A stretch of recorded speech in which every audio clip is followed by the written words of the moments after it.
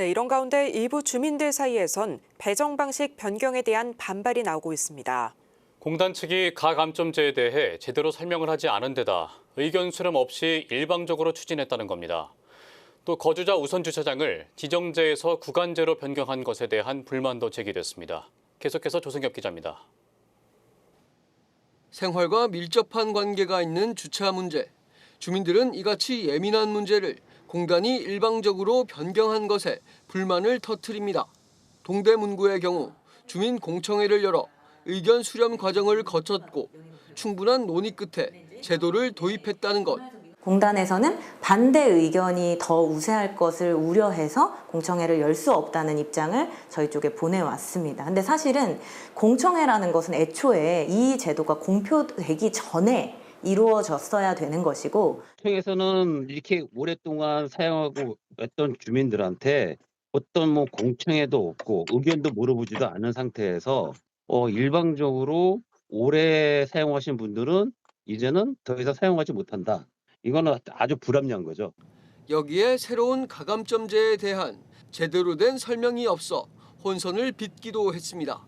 개선되는 점수 기준은 아까 기자님이 말씀하셔서 전 처음 알았어요. 왜냐하면 자료를 안 줘요, 지금. 예, 그러니까 뭘 요청을 해도 자료를 안 주기 때문에.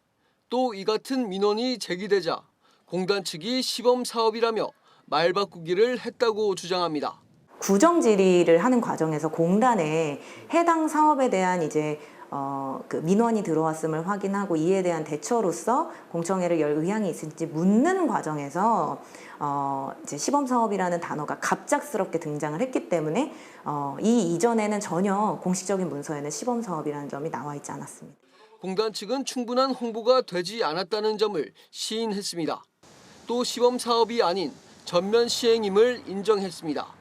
전면적으로 시행해보는 건 맞아요. 저희가 또 전면적으로 운영을 해보고 이거에 대해서 이제 개선을 고출을 하고 말씀드린 것처럼 10명이 다 반대하시면 저희는 당연히 이제 원래대로 돌아가야죠. 주민들은 공단 측이 감점제 도입과 함께 기존 개별 지정제 주차장으로 운영하던 것을 구간제 주차장으로 변경해 운영하는 것에 대한 문제도 제기했습니다. 구간제 주차장으로 운영할 경우 부정 주차 시 단속이 어렵고 단속 인력도 훨씬 더 보충돼야 한다고 지적했습니다. 구간제를 하게 되면 어떤 문제가 있냐면 예를 들어서 구간에 한 10대가 묶여 있다고 하면 그 차가 다 차 있어요. 전화를 해서 이거를 시정 요구를 해야 되는데 문제는 서대문구가 그거를 바로 처리해줄 현장 능력이 없는 거예요. 지금 서울시에서 시행하고 있는 모두의 주차가 있잖아요. 그거를 할 수가 없게 돼요. 내 자리가 없으니까 서울시의 제도하고도 이제 상충되는 거죠. 주민들이 불편하시지 않게 저희가 조치를 하려고 하니까 장비적인 것이 보완이 되고 그러면 훨씬 더 신속하게 단속이 되겠죠.